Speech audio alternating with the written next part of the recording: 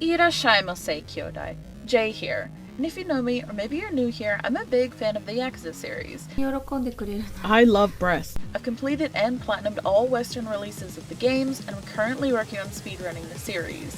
I hold 4 world records, so if you want to join in on live speedruns, you can head to my Twitch channel, or if you want to catch past speedruns, you can check out the links in the description down below. As a fan of the series, I was really excited to hear that Amazon were going to be the ones to bring this adaptation to life, especially following their recent success of the Fallout Amazon TV series, which I'm also a huge fan of. This video has been on my mind for ages, ever since the trailer dropped. So today what we're gonna do is go frame by frame through the trailer and give some lore and backstory from the games, as well as my own personal thoughts about how the series might unfold. So this opening shot, we have a very quick panning shot spanning moments from the games. Knowing what we know about the timeline of the TV series, it's going to take place between 1995 and 2005, so it's probably a very safe bet to assume that these scenes are from Yakuza Kiwami. Now, let's take a closer look and focus on each individual scene.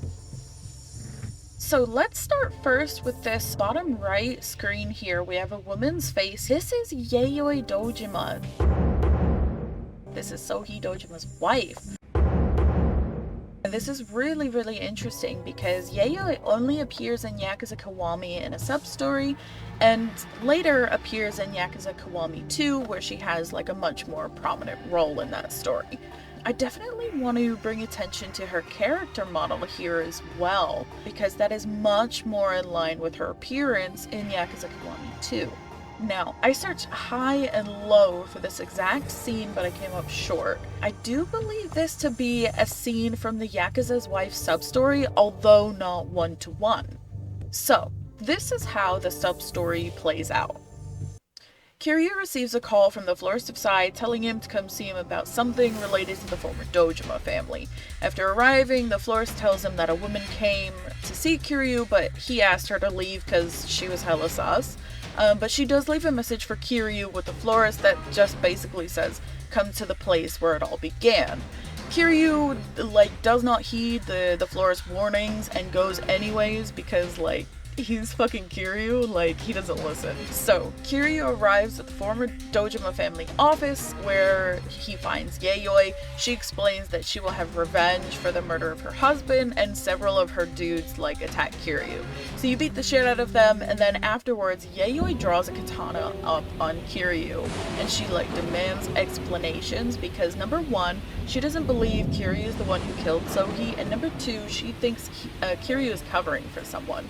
Kiryu promises to deliver answers and stuff, but he just needs a little bit more time. After that, he bows out respectfully, leaves, and Yayoi drops the sword and cries.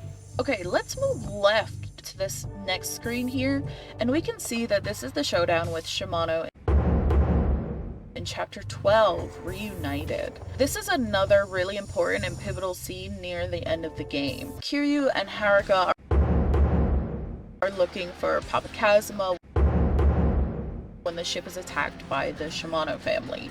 You find Pap Azma and he just takes a big hot lore dump all over you.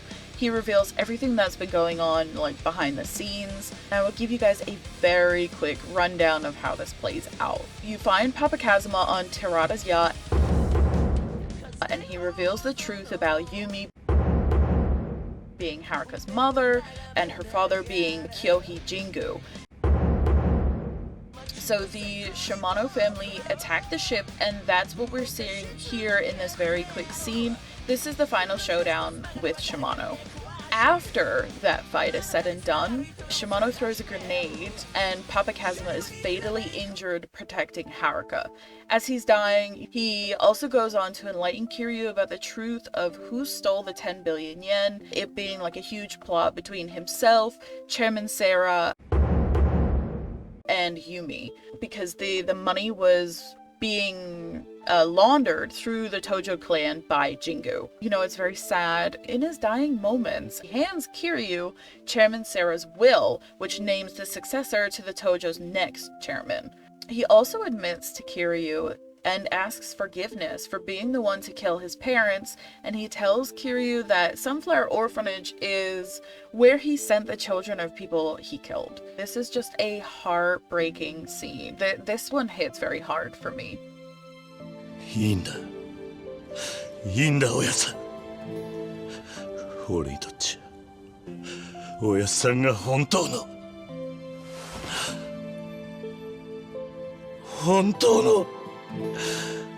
親父でした。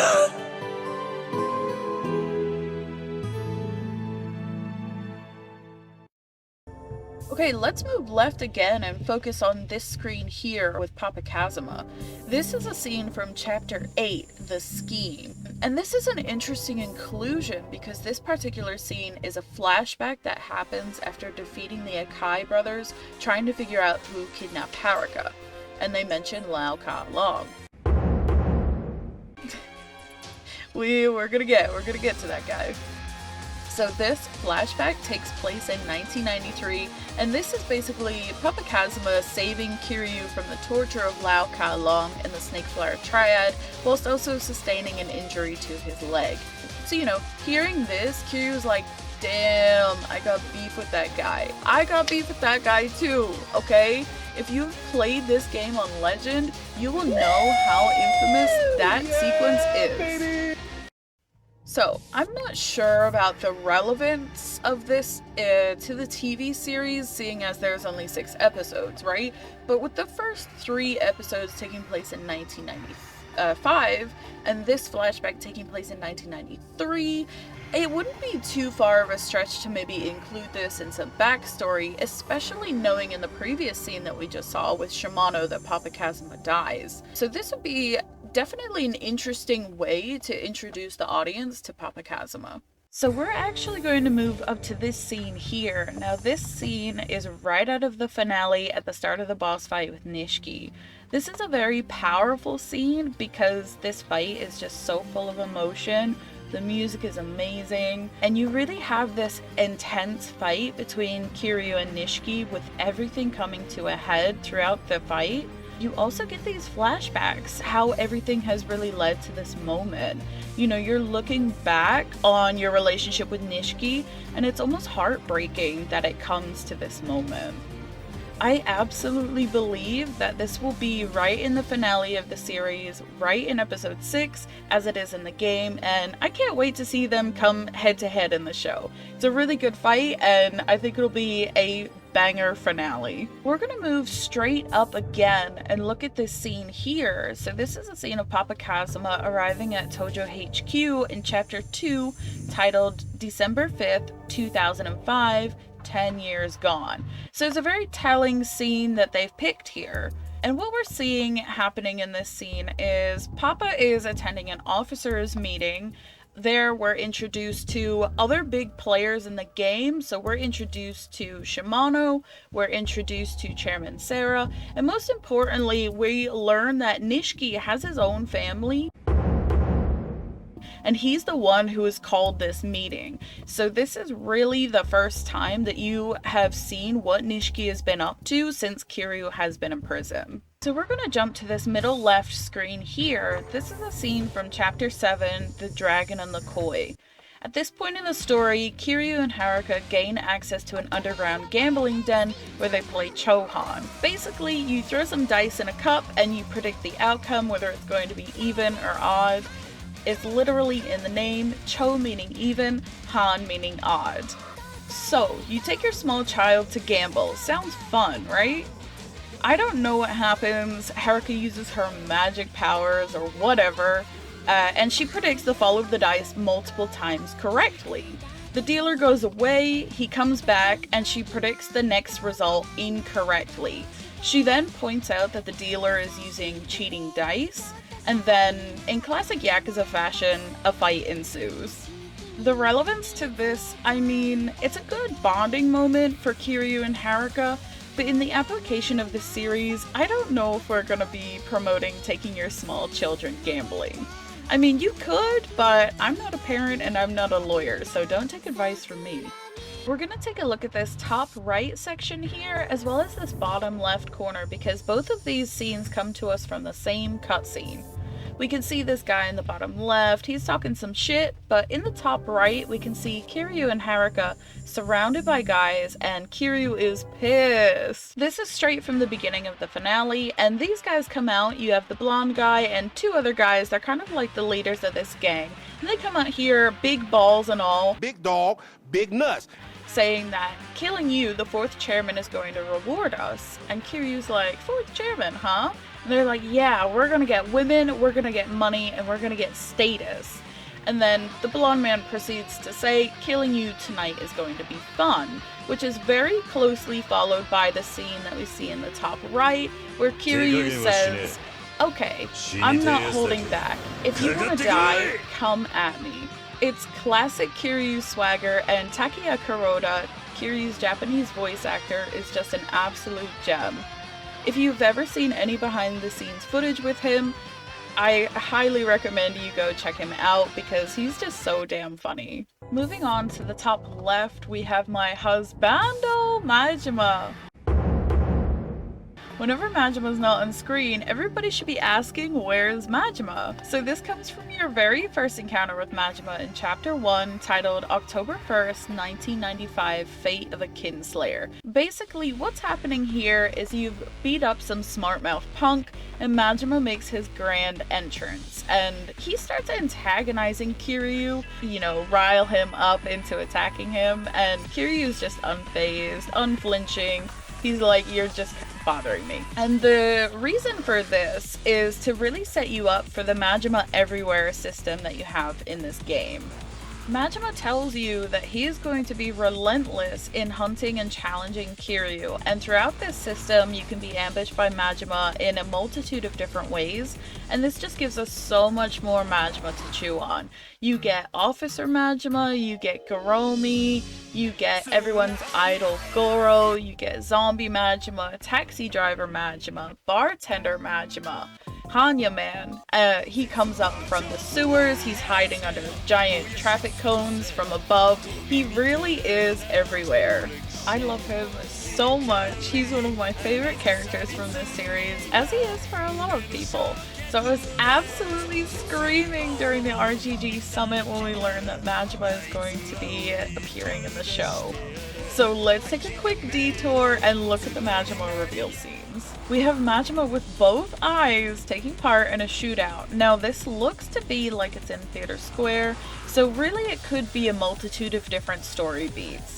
Let me know what you guys think could be taking place here. In the next scene here, we're getting the same vibes as the scene we just spoke about with your first encounter with Majima, but we also have this man standing behind Majima in the corner here.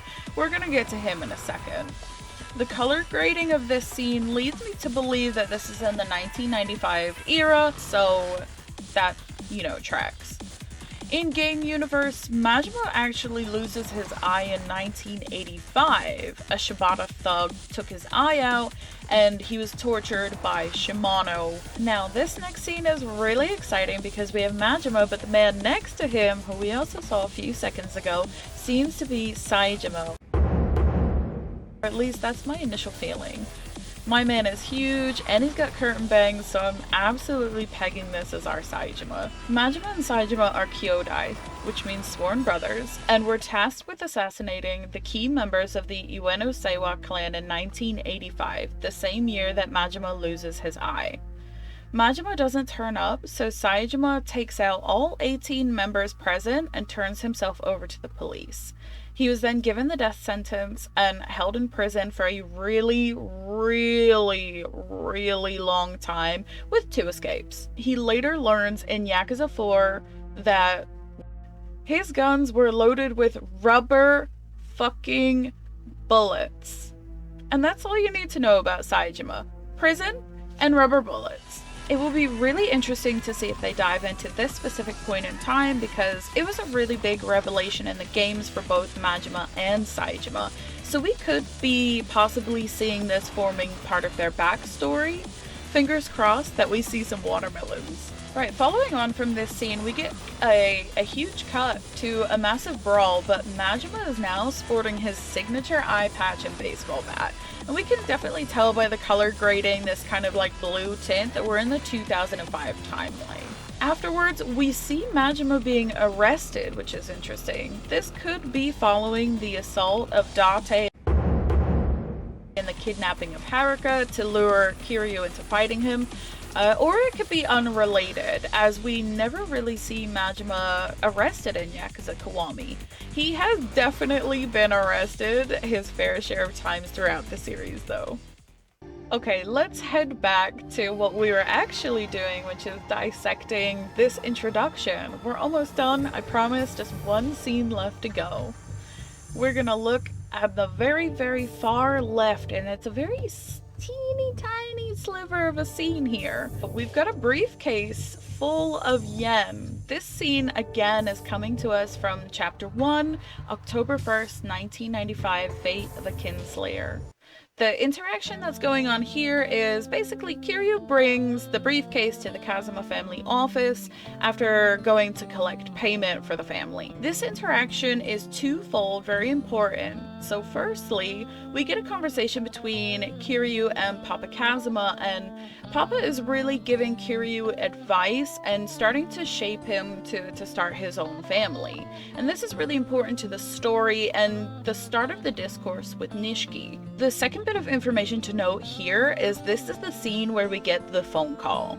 We get a phone call from Shinji saying that Dojima is taking Yumi and run off, and Nishiki has gone after them. So shit is really starting to hit the fan here, and Papa is like, don't worry, don't get involved, I will deal with it.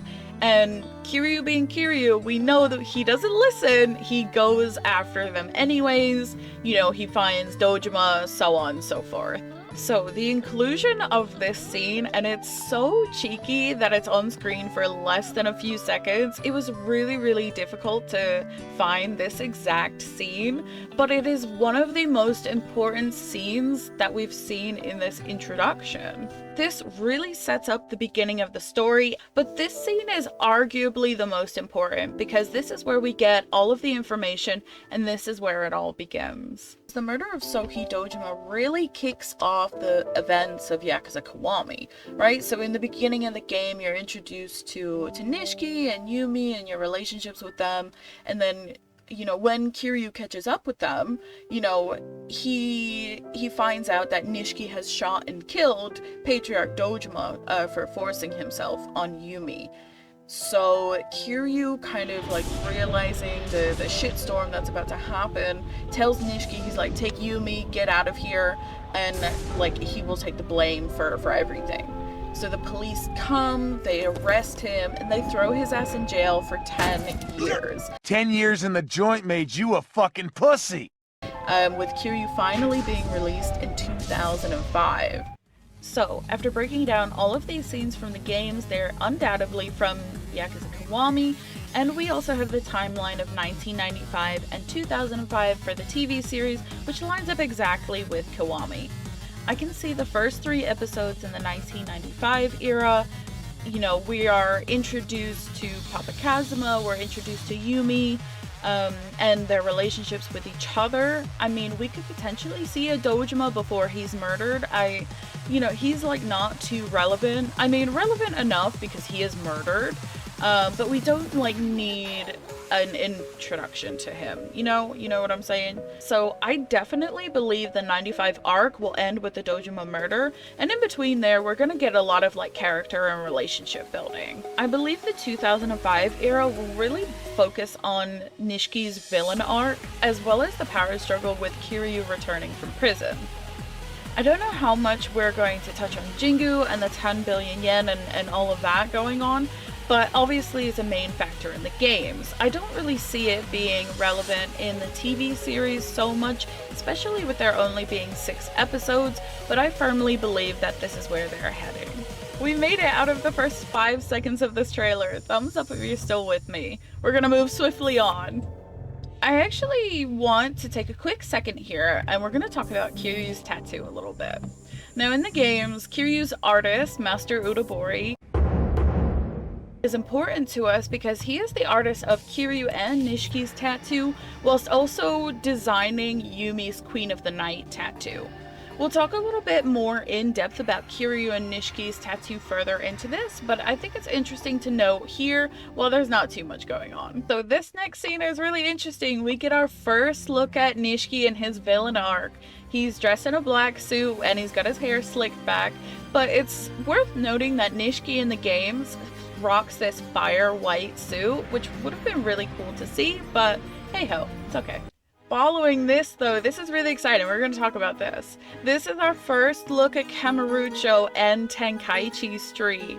It's got the iconic gate, and the kanji just reads Kamurocho Tenkaichi Street if you don't read kanji, and it lines up exactly in the games where this entrance is situated as well. Normally you find it on the very left hand side of the map, so that's nice that they put that detail in there. So if you don't know, Kamurocho is based off the real life Kabukicho in Japan. It's even got the distinct red gate and the neon lights, and it just looks amazing. It looks like Kamurocho and it feels like I'm home. Now, in my opinion, the Yakuza games depict real-life towns and cities pretty closely to their counterparts from what I've seen online. I haven't been lucky enough to visit Japan yet, but I know after speaking with friends how accurate these depictions can be. Big emphasis on the can, because obviously sometimes they're scaled up or shrunk down or changed. You know, you get the idea. I've had conversations with friends who have visited Japan and been like, oh yeah, in Dotonbori, which is also known as Sotenbori in the games, you have your dual bridges, and then you have a big row of restaurants with huge inflatables such as like big crab, big pufferfish, you have the Running Man on the side, and you know, people are shocked because, you know, I haven't been there, but these games make me so confident in the layouts that I would be able to navigate these cities with relative ease for the most part, having never been there. So I just thought that would be a really fun thing to point out how close they depict real life cities in Japan. So we see some thugs here riding motorcycles down Tenkaichi Street. I think it's also important to note that Kamurocho and by extension Kabukicho are known for being really rough areas. I've heard this time and time again from various Japan-based YouTubers that you just don't go here alone as a foreigner because of the unfortunate things that have befallen travelers here. It's sad to note, but also an important part of what Kamurocho's design is and how it reflects its real-life counterpart. I just want to call out here on the right side as well, this is clearly meant to be a Poppo. The colors are giving 7-Eleven, but anyone who's played the games know that Poppo, which is their version of Lawson's, a konbini or a convenience store, the colors are just weird for me in this particular shot, and I just feel like it takes away from the awe of the gate, and you just get this like tacky white lighting in the corner, and I just feel like it pulls focus. Actually, I just want to point out that this is not a historically accurate location of a Poppo. Normally you find it on the right hand side of Serena, but we can overlook that for now, I guess. This next scene is really cool. We get a bird's eye view of the city. We can see all of the neon street lights below. I'm gonna assume that's Tenkaichi Street, but this monstrosity of a building can only be the Millennium Tower, and I have a lot of questions. Why is this thing shaped like a Space Invader pepper grinder? Why is it curvy? Why does it have curves? And why, oh why, knowing this thing blows up at least 5 times, does it have such a weak center point? Who designed this thing? Hello? He was the best guy around. What about the people he murdered? What murder? Because as soon as this thing blows up, it's going to topple and crush everyone below, and it's just gonna roll right over it. It blows my mind. That's another thing that blows up around here. Even real life Japan has their own Millennium Tower, and it looks great. Look at it, it's nice. Look, how nice is that?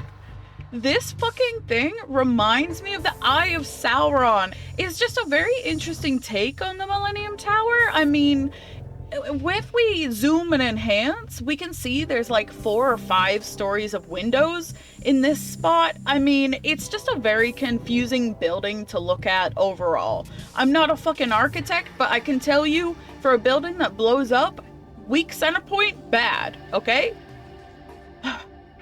Okay, we're moving on. It's fine. We got heated. It's fine. Moving on, we get a nice change of pace here and we get a scene in a hostess or host club. Judging by how the women are dressed, it's very 80s, early 90s. You can kind of really tell by what they're wearing. We also have a champagne tower. This is really fun. This guy bought the champagne tower. In Yakuza 5, when you visit a hostess club, you can buy the champagne tower and it costs 1 million yen.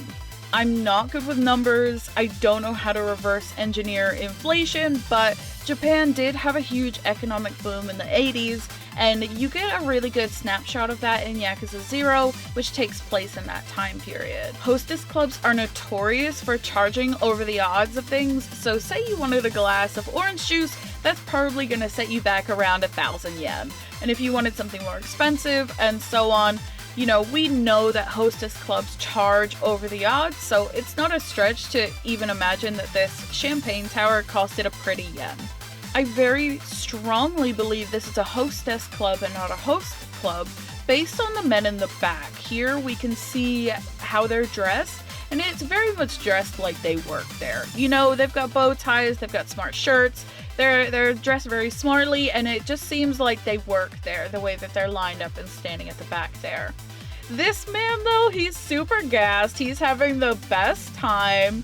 You know, he's pouring the champagne tower and everyone's clapping along with him. So it very much seems that he is the customer. He bought the tower. He gets to pour it out. And look how happy he is. And the hostesses are thrilled because that man probably spent a ton of money. This is a really dramatic shift from the super happy fun times in the hostess club. This seems to be an underground fighting ring. We've got this very Yakuza-esque looking dude in the front. It's very grungy, it's very dim, it's gritty, and I think this is our Purgatory. Purgatory is known for being a wretched hive of scum and villainy and has all of the illegal activities. It's got women, it's got gambling, it's got blood sport, so it's got it all. This area, though, over here, really reminds me of the places you would pass where you could sleep with the women. You couldn't actually sleep with them, but that is what they are there for. Just to further this point, we can see there is a fight going on in the background here, and Purgatory is known for having the Colosseum, where people fight and you bet money. So, talking of money, we can see we've got huge stacks and bands of plenty here in this little money mountain. So this very strongly leads me to believe that this is their take on Purgatory and, by extension, the Colosseum. So what is this place? What is Purgatory? Purgatory was opened by a former police detective turned private information dealer known only as the Florist of Sai between 1991 and 2005. Purgatory is home to brothels, a casino, and an illegal fighting arena. It's designed to resemble a traditional Japanese pleasure district, and underneath the florist's office there is a bank of monitors linked to hidden cameras strategically placed throughout Kamurocho. He uses these to gather intelligence for his underground information network. I think this isn't as opulent as a Purgatory that we're used to in the games, but depicted here in a more grounded setting. It's dark, it's dank, it's illegal, it's Purgatory. This next scene is amazing. This is incredible framing, the contrast of the green bamboo with the darkness of their suits. It's just a sea of men, and it truly is a well done shot. So we can see here that they're in a forest area, but in true Yakuza style, there are hundreds of dudes, with the most important right in the middle are Nishiki. This could just be a shot of the Nishikiyama family rolling out, but based on their attire, this could potentially be them going to the funeral of 3rd Chairman Sarah, and if this theory is correct, this could just be them walking through Tojo HQ grounds. The only time that you really see people dressed all in all black suits during the games are for funerals. It definitely does still lead me to believe that they are in funeral attire. Next scene, we are in the underground fight club. We're back, and we get Kiryu just absolutely laying into somebody. And I just want to point out here that there's a good amount of blood on Kiryu's knuckles. I really appreciate that they're not shying away from the violence of the games and making it more family friendly. Now let's talk about my man here. I believe this is Shimano. Now if we zoom and enhance, we can see that the shoulder pieces do have flowers on them, and whilst this isn't a one-to-one for Shimano's tattoo exactly, we can see that the flowers are a defining feature of his tattoo. My man's got a bald head, and he's here along with his katana, which is another staple, so I think we can safely say that this is our Shimano. Just following on from this, we zoom out a little bit and we can see that this is Theater Square. We have hundreds of guys ready to throw down with what looks like Shimano in the middle, and potentially Kiryu off in the corner here, right in the far left. This very well could be after the funeral of Chairman Sarah. As you can see behind Shimano, there's still many men dressed in black suits, and in the game you do face off with Shimano at Tojo HQ during the funeral. Closer to the camera, though, you can see a difference in the attire. It's more gang heavy, and I would say more like street punks. Whereas behind Shimano you have everyone in suits, so it'll be interesting to see if they have finagled it a little bit that your first down with Shimano is outside of the funeral or just afterwards. We actually have a shot of the coin lockers in this scene. Actually, normally these coin lockers live on the left-hand side of the Millennium Tower, but we'll let that slide and put it into the category of historical accuracy losses. This next shot is really interesting. Here we have a close-up of Nishiki crying and pointing a gun. So this is a dead ringer for Nishiki pointing a gun at Kiryu for the family in Yakuza 0 at the ending of chapter 6. You can even see his little curtain bangs going on, and this is well before his villain era. We already know that this show, though, is taking place between 1995 and 2005, and while this particular scene that I'm talking about happens in Yakuza 0, which is set in the 1980s, I immediately thought of that scene. It is highly likely that this is the shooting of Dojima that we're seeing here. We're gonna pause here for a second and talk more in depth about Kiryu and Nishiki's tattoos. So Kiryu's tattoo covers most of his back and ends just above his thighs. It depicts a white, gray, black, and red yin-long, grasping a pearl symbolizing power, wisdom, protection, and balance in Japanese culture. The pearl contains a Sanskrit character for Year of the Monkey relating to Kiryu's Chinese zodiac year, which is 1968. Ferocious and brave protectors, dragons are typically associated with hot-tempered individuals, though Kiryu's silver-colored dragon also suggests purity of heart. During the events of Yakuza 0, only the outlines of the tattoo are present, but it has been completed since then. The colors of red, white, gray, and black also mirror Kiryu's iconic outfit, and Master Udabori is the artist who designed Kiryu's tattoo, and his signature can be found on the left-hand side of the design. Nishiki's tattoo depicts a red koi swimming upwards and was also tattooed by Master Udabori. The koi is red with white fins and red scales with white edges and is surrounded by gray waves. His tattoo represents his ambition to climb the ranks of the Tojo clan. As in Japanese and Chinese mythology, the koi must swim upstream the Yellow River through the Dragon's Gate of Longmen to turn into a dragon. In Yakuza 0, only his tattoo's outline is finished also, but in Yakuza Kiwami, we see the finished product. To wrap it up, we see Kiryu leaving the underground fights, people are cheering, everyone's very happy. This makes me think Coliseum 100%. So again, it'll be very interesting to see if the earlier scene is indeed Purgatory or maybe just your run-of-the-mill gambling hall. But more interestingly, we can see that the tattoo is not finished. Now, this is true between 0 and Kiwami, that the outline was done in 0 and finished up in Kiwami, but the eyes are not filled in. Normally, they're this very piercing yellow color, and I think that's very telling and very intentional. This automatically made me think of the sub-story in Yakuza 3 called Dotting the Eye. In this sub-story, you take your new buddy Rikia to get his Viper finished by Master Udabori. He refuses to add to another artist's work, but after showing some restraint and not flaunting his tattoo, Master Udabori agrees and finishes Rikia's Viper eyes, completing his tattoo. So this could just be a little nod to the fans, but I think it's more telling because Master Udabori teaches Kiryu that a tattoo will change the course of a man's life, and he must be prepared to bear the lifelong responsibilities involved. So we could see this tattoo finished in the 2005 arc, or we could see it in the near the end of the 1995 arc. Like I said, by this point in the game, it's already fully fledged, fully filled out.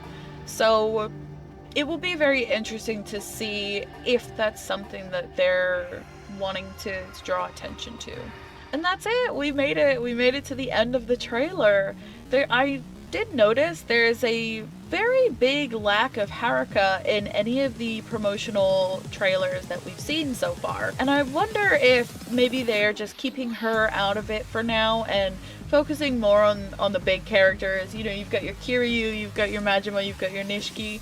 But she is a very important person and pivotal to Kiryu and his storyline. Let me know your guys' thoughts on the trailers. Are you excited for the show? Are you worried? What are you looking forward to seeing brought to life? For me, I am just really excited that this series is getting an adaptation. I know that there was the Yakuza film previously in the past that wasn't received so well, so hopefully this will be a much better time. Whilst I really did enjoy the Fallout TV series before it came out, I set my expectations really low because I didn't want to be excited and then disappointed that certain things, you know, did or didn't happen. And I think it's true for this. While I am very, very excited for this TV series, I adore the games, my expectations, I'm putting it very low. You know, I don't want to be too disappointed. I know that they're going to be changing things and it's going to be different than what we're used to, but that's okay. With any adaptation, things will be different. If you're a diehard fan of the games like me, please give it a chance and think before you bitch about how they cut characters or the story is wildly different. Even the director, Masayoshi Yokoyama, has sat down and watched it and gave it a thumbs up. He does state that the show brings in a new female character not seen in the games, and there's so many possibilities. It's a new character, we have no idea who it could be, right? Wrong. I think this might be Nishiki's sister. You know, we don't really get a lot about her in the games. We know that she is sick, and that's why Nishiki is pushing so hard, and then she ends up dying, and that really pushes Nishiki into his villain era once she dies. So I think that would be really cool and really interesting to see if they bring her character forward into the TV series. So if you like this video, please give it a like and consider subscribing, and let me know if you want to see more breakdowns covering the show when it eventually releases this October. For now, arigatou gozaimashita. ダメだねダメよダメなのよあなたが好きで好きすぎて